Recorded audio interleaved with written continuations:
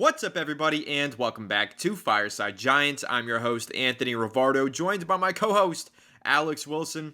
Oh my god, we are only a couple days away. New York Giants kicking off the season 1 p.m. on Sunday. I cannot wait. Giants versus Vikings. I know you guys are hyped. Get hyped down below in the comments section. But of course, a lot of big changes for the Giants this offseason. A lot of big changes that we're going to see for the first time on Sunday afternoon. Chief among them, the new coaching staff changes. I think that's going to be one of the biggest factors to success or potential failure for the Giants this upcoming season. We got Brian Daboll calling plays for the first time in his tenure as the Giants head coach. We're going to dive into that in this episode, discuss what we think it means for the team.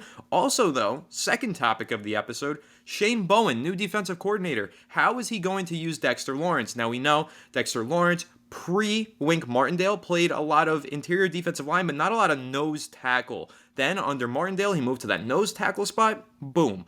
Two-time All-Pro player. Fantastic. Is Bowen going to use him that same way? You would imagine he does, but the defensive scheme might change a little bit, right? So then, on top of that, how much playing time are we getting out of Dexter Lawrence? Well, there's some stats that I found this morning that show us he's probably going to play a lot more this season than he has in years past. So I'm anticipating a big year from Brian Daboll, hopefully from the offense, a big year from Dexter Lawrence, and hopefully Shane Bowen. So we're going to dive into all of that. But before we do, guys, I have a very special announcement for you. You've been asking for it.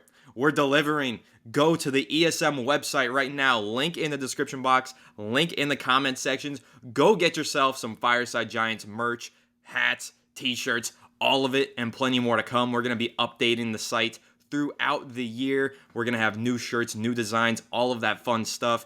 Can't wait for you guys to send us some pictures on social media of you repping that FSG gear. I got one of my hats right here. Can't wait to see some of you guys matching alongside me, especially if I go see any of you at a Giants game later on this year. But Alex, without further ado, let's not waste any more time. Let's go ahead and dive into the topics at hand. Brian Daboll calling the plays. I know you're excited. How are you feeling about it? I'm feeling pretty good, man. I mean, listen, this offense has to live and die by Brian Daboll. We hired him to be the catalyst on offense. We didn't hire him to give the play calling duties and let Mike Kafka do most of the damage on offense. We hired him to not only develop a quarterback and, maximize whoever we had available, but we hired him to be this explosive play caller like he did with the Buffalo Bills. And I know a lot of different players have said, especially from his days in Buffalo, how brilliant he was and how he just kind of got it. Like, he just kind of sparked creation and creativity and enjoyment, explosiveness on a whim. Like, it just came to him. It was a kind of a natural fit. Mike Kafka, I think he's a solid coach. I think there's a lot of potential for him. But with the personnel that we had, it was really difficult to maximize anybody on this team. Brian Daboll finds ways to do a lot with a little, and that's kind of what we saw with Tyrod Taylor, Tommy DeVito last year. I think Brian Daboll did step in and do a little bit more on the offensive side, and we saw a totally different system during the second half of that season, a lot more downfield concepts. Just throw it up, run underneath of it, getting the ball to guys that can actually do some stuff with it. In the end, I do think this is going to be a much different offense than we're used to. It's not going to be a dink and dunk type of offense. It's not going to be a heavily reliant offense on the running game. This is going to become a pass-happy offense that relies not only on Malik Neighbors, but also on this offensive line to protect Daniel Jones. So as long as they can do that somewhat effectively, a lot more deep balls, a lot more opportunities to some of these young playmakers, and most of all, Daniel Jones should look a lot better. I think that's kind of goes without saying. If the offensive line is better and he can get the ball to his receivers, his numbers are going to look astronomically better, than they have in the past. And a lot of what comes to success is less injury because you're not making as many mistakes and putting yourself in a position to actually get injured. So Anthony, when I look at this offense, I'm prepared to see a significant difference. I think that the Minnesota Vikings, whatever they're looking at in the film from the last 2 years, what the Giants have put on the football field, it's going to be a totally different ball game. Like they probably are going to be looking back at what the Bills were doing 4 years ago rather than what the Giants were doing the last two to determine what this offense is going to look like. So I'm expecting a lot different type of ball game. I'm expecting Malik Neighbors to get a substantial amount of reps and a substantial amount of targets, and that's part of our betting strategy this weekend as well. Yeah, excited to talk more about the betting strategy throughout the weekend. But you mentioned it, Josh Allen, that 2020 season when Brian Daboll changed the playbook entirely and said, all right, Josh Allen, we know what you can do. We know what you can't do now. It's been a couple of years. Let's turn you loose. Let's throw this football downfield. Looking at the stats from that season, Alex, might help us inform what this Giants offense is going to look like this season. And in that season, 2020, Josh Allen threw the ball 20 plus yards downfield 87 times. He took that many deep shots. He completed 39 of them, 44.8% completion rate for 1,136 yards and 12 touchdowns. He did have 5 interceptions, but listen, I think you take the 1,100 yards and 12 touchdowns along with the 5 interceptions and you call that a success on 87 deep attempts. Now, here's the thing. Daniel Jones, the same season, threw the ball downfield 43 times, 20 completions, 6 touchdowns, 0 picks. Again, very good job keeping the ball clean, but we're talking double the amount of touchdowns from double the amount of passing attempts. That's kind of what you want here. Like, if you're throwing 5 picks, I'm fine with that. And Brian Daboll has always been fine with that. You live and you die by Josh Allen, right? And what I mean by that is he's going to throw some picks. He's going to throw some costly picks as well. Maybe even lose you some games. But all those deep passes that he connects on, those big-time runs that he creates, those deep throws that he scores touchdowns on, those are going to win you more games than those interceptions are going to lose you. And that's going to be the mission for Brian Daboll. How do we get Daniel Jones this year to adopt that mindset, to have that same mentality as Josh Allen, where, yeah, I'm going to throw this thing into a tight window. I might throw a pick. It might sink us for a quarter, put us in a hole. But if I can connect on the next 2 deep shots, that might be 2 touchdowns. And boom, now we're back on top of this thing. That's the mindset that we need out of Daniel Jones, and we haven't gotten it. Because again, that season, 2020, I remember, Alex, that's when we were in the baby stages of this podcast, but we were praising Daniel Jones endlessly. Beautiful deep pass, super accurate. 46% completion rate is very high when throwing 20 plus yards downfield. 95.6 PFF grade on those 20 plus yard passes. That's all fantastic stuff. But 43 attempts, we argued, was not enough. We needed to see that number go up. Now, have we? Let's go ahead and break it down. 2021, well, how many attempts did he have? He had, that season, 24 attempts. So not only did it go down, it went down by a significant margin. And let's go to 2022, his first year under Brian Daboll. How many attempts? He only had 26 deep passing attempts that season. And that's what we consider to be his best season. Imagine if the Giants had found a way in 2022 under Kafka to unlock that level of Daniel Jones, even just put him back up to the 55 range or the 46 range, whatever he was in 2020 when he was throwing the deep ball perfectly. He only had 2 deep touchdowns that year, 0 picks, sure, but only 359 yards coming on 20 plus passes. That's simply not good enough, in my opinion. Compare this to 2022, which is actually Josh Allen's first season without Brian Daboll, 104 attempts, 20 plus yards downfield. So you want to talk about explosiveness as an offense. You want to talk about taking chances and creating big plays downfield.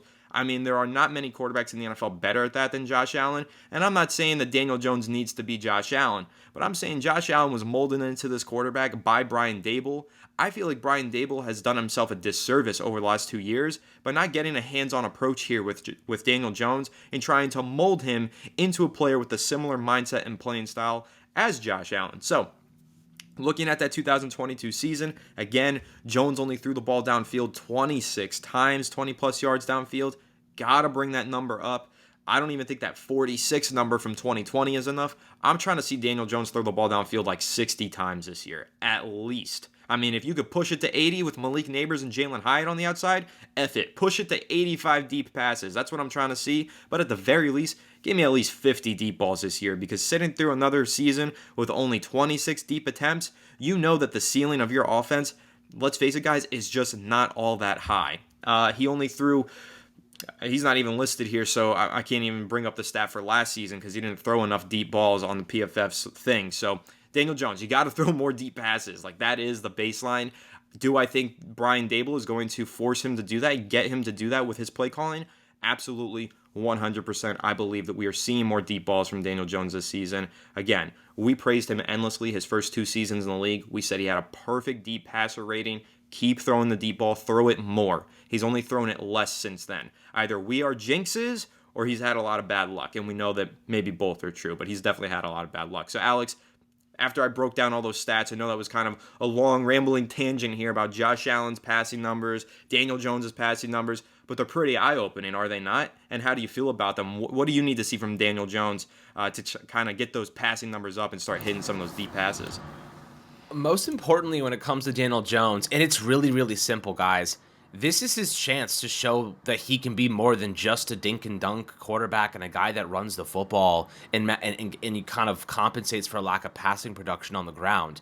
This is his best chance. This is the best chance he might ever get, Anthony, in his career. I genuinely believe, like right now, I don't think if he has a bad year, not only is he probably gone from the Giants, but I don't see another team making him their starter unless they're really desperate. You know what I mean? He may end up a backup next year if he doesn't have a good enough season.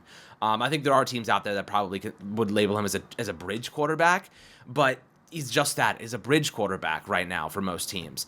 And right now for the Giants, he's a bridge quarterback unless he has a really big year. And if he's going to have that big year, he's got to play like he's not scared to fail. You know what I mean?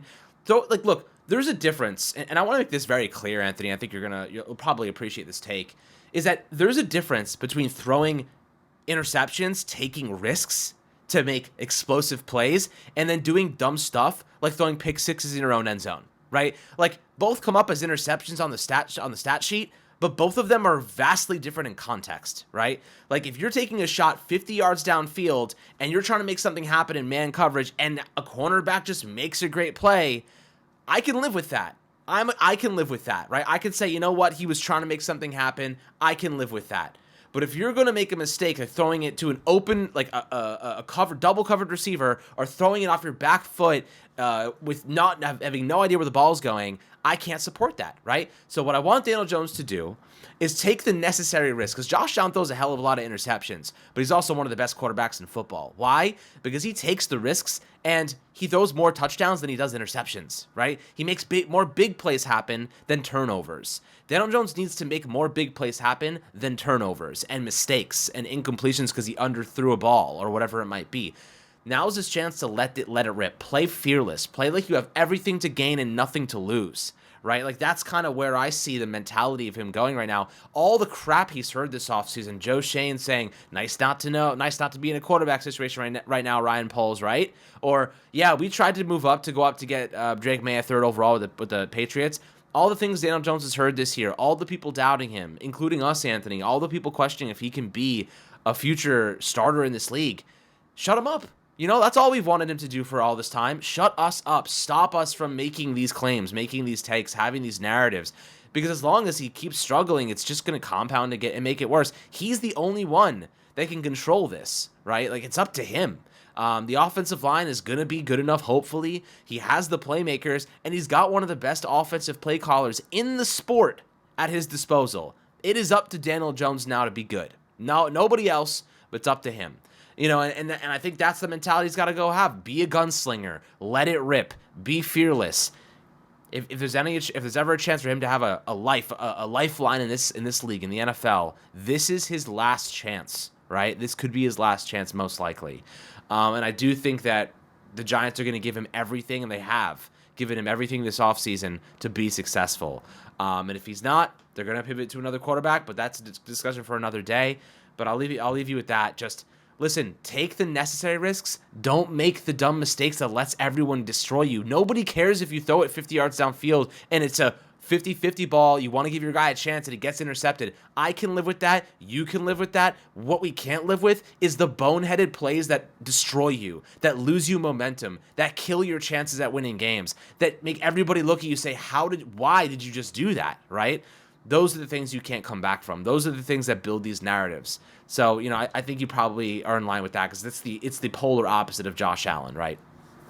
Yeah, brother, I'm in line. I've been saying it forever. I need to see Daniel Jones take more chances and throw some picks. Like, I don't care if he's keeping the ball clean. He's not an he's not a turnover-prone quarterback. Like, he doesn't turn the ball over a lot, but that's why I'd like to see him turn the ball over a little bit more because it means you're taking chances. Now, like you said, I don't want him turning the ball over in stupid situations like throwing a pick six from the 2-yard line / in your own end zone. That's not the type of chance that I want to see get taken. That's a dumb risk that you don't need to take. I'm talking, you know, if you've got Malik Neighbors running up the sideline and there's a cornerback near him. Actually, perfect example. He took a chance throwing that deep ball to Jalen Hyatt. It got picked off, but I'm happy he took the chance and pushed the ball downfield. He had an attempt there. That could have been a touchdown. It could have been a pick. It ended up being a pick this time. Next time, could end up being 6 points. So I like those chances. Take more shots like that. You're going to throw some picks. You got to break a few eggs to bake a cake, baby. That's got to be the mindset here for Daniel Jones. And also the mindset is you got nothing to lose. If you don't ball out this year, you don't have this job anymore. So you better play like that. You better play like you have a job to win back and keep for the future. So Daniel Jones, it's kind of that year. You got to just turn the ball loose, and you got to try your best to make some big-time plays and prove that you could be the long-term future of this team. It's going to be really interesting to see that dynamic unfold here, especially with Brian Daboll calling the plays. But Alex, the defense. Let's flip over there. Let's talk about Shane Bowen calling these plays. Now, let me pull up these stats here because I thought they were pretty eye-opening. Originally posted by Jordan Rannon of ESPN, and he was discussing how Jeffrey Simmons, defensive tackle of the Tennessee Titans, played a lot last year, and I mean a lot. So, this is what Jordan Rannon tweeted. He said, last year, under defensive coordinator Shane Bowen, of course, because Bowen was the DC of the Titans last year, star defensive tackle Jeffrey Simmons played 95% of the snaps in Week 1 for the Titans. He played over 80% of the snaps on the season, despite missing 5 games. So what does that mean for Dexter Lawrence's workload this upcoming season? Well, last year, he played only 67% of the Giants' defensive snaps. He was pretty much just a 2-down player, which is odd because in 2022, the year that the Giants went to the playoffs, he played 82% of the team's defensive snaps. So I'm not exactly sure why there was a decrease in workload for Dexter Lawrence, but I think that you could see that number with Shane Bowen get pumped back up to the 80% range. I think 80% snap count is totally in the cards for Dexter Lawrence this season. And again, more stats to add context to it. Jeffrey Simmons last year, he played over 80% of the defensive snaps for the Titans. He was on the field for 90% or more of the Titans' defensive snaps in 3 of those 12 games and 70% plus in 7 of those 12 games. Comparatively, Dexter Lawrence never played 90% or more of the Giants' defensive snaps in a single game last season, played in 80% of their snaps only twice, 70% in 8 games. So I think that we see a lot more of Dexter Lawrence this year, which, bro, give me more. Give me more sexy Dexy on the football field. Pause, but I got to see this man in the middle of that defensive line, pushing back centers, creating havoc for opposing offenses. He is, I think, the best nose tackle in the NFL by a wide margin. Now, I know Chris Jones is great. He doesn't play nose tackle, though. So the best nose tackle and pure pass rusher over the center in the NFL, utilize that. Don't make that a 2-down player. Make that a 3-down player. When it is 3rd and long, I'm not subbing off Dexter Lawrence. I think Dexter Lawrence is a better pass rusher from the interior on 3rd and long than anybody else that the Giants have. I want to see him play like 80% of snaps this year, and I'm really excited, hopefully, for a first-team All-Pro, the first one of Dexter Lawrence's career this upcoming season. I absolutely think that's in the cards. Alex, what are your thoughts on some of those stats that I threw out there? Real stat-heavy episode today, right? Like, we are diving deep into the data on Fireside Giants today. You absolutely love to see it. But what are your thoughts on those stats? Jeffrey Simmons playing 80%. Maybe Dexter Lawrence does the same this year.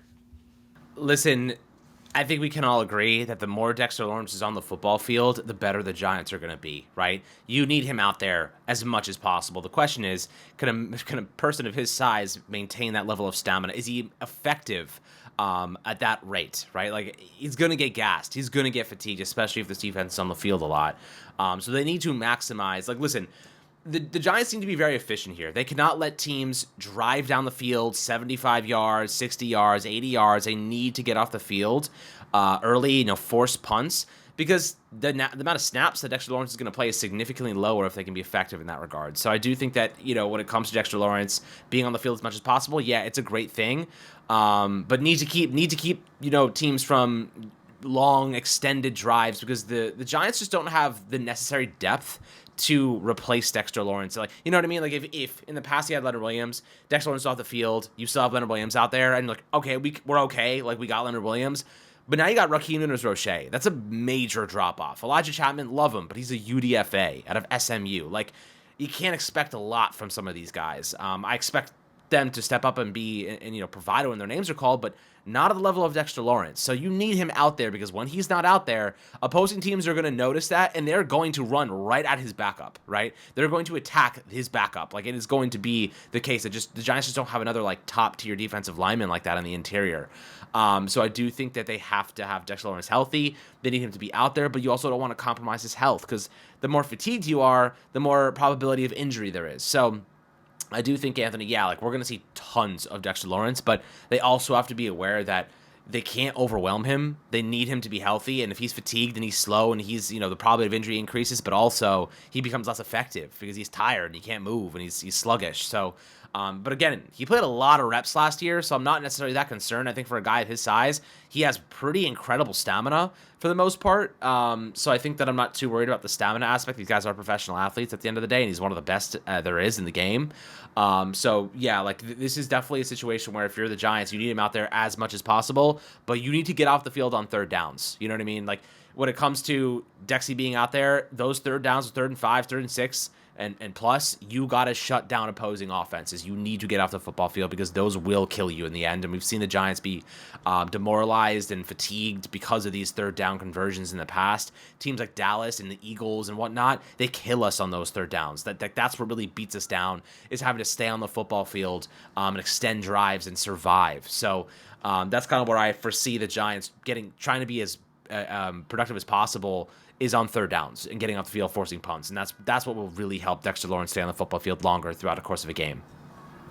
Yeah, I'm saying put him on the field on all those third downs, though. Like, I think that's important. He was subbed off a lot last year on third downs, which I thought was inexplicable. Again, going through these stats, you say that he played a lot last year, and yeah, he did. He played 67%, but that's 2 of 3 downs. Like, that is basically a 2-down player. In 2022, he played 82% of snaps. He was a true 3-down player. We need that again. Make him a 3-down player. Get him out there on 3rd and long, and let him get after the quarterback. Yeah, I'll throw in there, like, last year was kind of crazy because, like, the Giants' offense was never on the field. So, like, the amount of snaps there was massive. Like, the amount of defensive stuff, like, he played, like, 67% of snaps? But, like, that might have been 85 in 2022. You know what I mean? Like, they were on the field so often because the Giants' offense was, like, 3 and out, 3 and out, 3 and out. 2022, at least they had a competent offense, right? Like, it was at least somewhat competent. So that's kind of where I'll say, like, I understand why the percentage was down last year, but I do think it was mainly because the dude was just freaking on the field. Like the defense is out there so much, and they were just going to kill him if he was forced to play a whole game like that. Yeah, that's true. And also the Giants weren't as good last year as they were in 2022, so there wasn't as much reason in the end of the season to put Dexter Lawrence on the field. Like, sure, there are these other confounding variables, absolutely true, but even still, I think that you can point to Shane Bowen's history coaching Jeffrey Simmons, and you could just see a big role being carved out for Dexter Lawrence this season. Like, I think he plays a ton. I think he probably plays over 80% of the snaps again this season. And I think because of that 7.5 sack career mark that he had in 2022, I don't see why he can't beat that. But I do think, Alex, he obviously was dominant in 2022 and in 2023, Lawrence was. But in 2022, he converted a couple more sacks. He had 7.5 then. He had 4.5 last year. Those 3 extra sacks, I don't know the stats on it, but I would be willing to bet that those 3 sacks came on third down. And those were opportunities missed because he wasn't playing on third down last year. So, again, putting him on the field on third down, especially in those crucial moments down the stretch of the season, got to get sexy Dexy rushing after the quarterback. And, hey, not only that, he should be able to get more opportunities simply because of the fact that he's playing alongside not only Kayvon Thibodeau this year, but also Brian Burns. So, this pass rush, this defensive line, I am expecting huge things. I really like the hiring of Shane Bowen. I don't even know if I love the hiring of Shane Bowen, Alex, as much as I do love the fact that Wink Martindale's just not coaching this defense. Like, that might just be what it is for me. That has me so excited. Again, he did a lot of great things in 2022, but like I've said, you live and you die by that kind of defense, and we don't have that kind of talent on the defensive side of the ball, like premier all-pros all over the place, to live and die by a defensive coordinator. You got to scheme better when you have just holes in your defense, right? Like question marks at CB2, question marks and depth problems at safety, sure, maybe. You know, like, that's where I'm at with it. So I'm excited to see this new defense. I think it's going to take a completely different shape this year and hopefully yield much better results on a game-by-game basis. But Alex, any closing thoughts before we wrap this thing up? I mean, listen, this is going to be a different defense. You're absolutely right. In, like, every way possible. This is going to be a very simple base defense where they're not getting very creative. They're asking their players to do their jobs. So I like Wink Martindale's defense because it was hard to kind of practice for. It was hard to kind of project what he was going to do. You knew he was going to be sending blitzers from all different angles. But Shane Bowen's defense is a little bit more like, all right, these guys are really good at this. This is what they're going to be doing, right? Wink Martindale's was like, all right, yeah, I really like this cornerback Deonte Banks here, but I'm going to blitz him instead. You know what I mean? Like he was pulling guys out of their strengths, and it works because you can't anticipate it a lot of times. But if teams start to figure you out and figure out what the plan is, they will kill you, because now you're dragging guys that you need in coverage out of coverage. You're dragging guys from the box to different parts of the field. You're dragging safeties out of coverage to blitz, like your slot corners, whatever it might be. Like, you're really exposing yourself. So, and our pass rush wasn't good enough to sustain that, right? Because, you need your front four to also, collapse the pocket and those extra blitzers to kind of finish things up. And the Giants weren't collapsing the pocket fast enough a lot of times. And then the opposing quarterbacks are just standing there like, all right, like, they're setting blitzers, but they're not even hitting home. So I know there's guys not in coverage. I just got to find the open receiver. So a lot of times it wasn't working because we didn't have the proper personnel for it. Like when Wink was with the Ravens, they had some really good freaking pass rushers, right? Campbell, and obviously they had Judon back in the day, and they were just really, really strong. So right now I kind of feel as though the Giants are a little bit better off with Shane Bowen, because he's gonna ask, look, Brian Burns, go rush the passer. Dexter Lawrence, rush the passer, stop the run. Raheem Nunez-Roche, stop the run. Kayvon Thibodeau, use your athleticism and bend around the edge. Go after the passer. Bobby Okereke, stay at the linebacker at the Mike position. Just soak up those tackles. And I don't know, McFadden will be a little bit more aggressive because that's kind of his game. He was kind of built for Wink Martindale's defense, but. Deonte Banks, sticky in coverage, play zone, use your athleticism. Tyler Newman, be a ball hawk. Jason Pinnock, just use your athleticism, use your strength and run support. And like, it's all really going to be about like maximizing your player's strengths and playing a little bit more of a simplified defense. But, that does lend itself to really good quarterbacks identifying your coverages and then exposing them. So it's going to be a lot less kind of creative and a lot more basic, which I think against average to below average teams will be a lot better for us. But against good teams with great quarterbacks, we may have some trouble because they're going to be able to pick these coverages apart because it's going to be easy to identify. So that's kind of where I see this defense having problems. I'm with you. I think you make a lot of good points there, and I'll kind of reshare my opinion on some of those points. Like, you're right with Wink Martindale. There was a lot to like. There was a lot of confusion that it created for opposing offenses, a lot of pressure generated, as evidenced by leading the league in takeaways last year, but also being towards the bottom of the year in run defense and pass defense generally. So you let up a lot of big plays. It's kind of similar, Alex, to what we were talking about with Josh Allen to bring everything full circle. You know that you're going to throw some picks, but you're also going to hit on some deep shots. That's the same mentality for Wink Martindale's defense. You know you're going to let up some big plays over top, but you're also going to force some turnovers. That's cool and all. I like that sometimes. But right now with this Giants team and the personnel that they have, these pass rushers, the secondary especially, this is a team that needs to just play in a 4-3 base front, maybe 3-4, depending on how you want to move it around. Obviously, be multiple if you think that's going to work for you.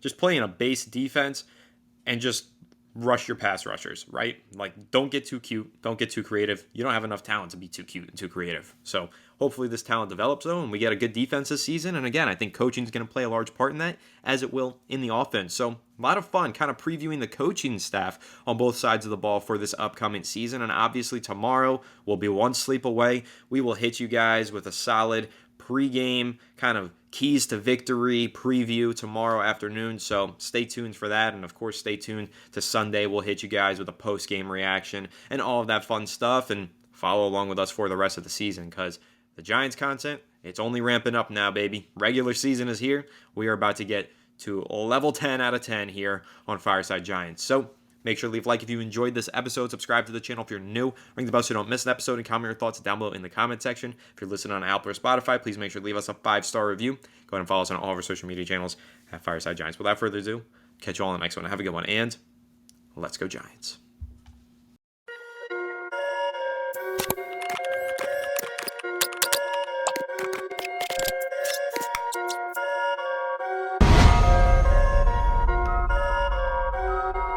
Perfect.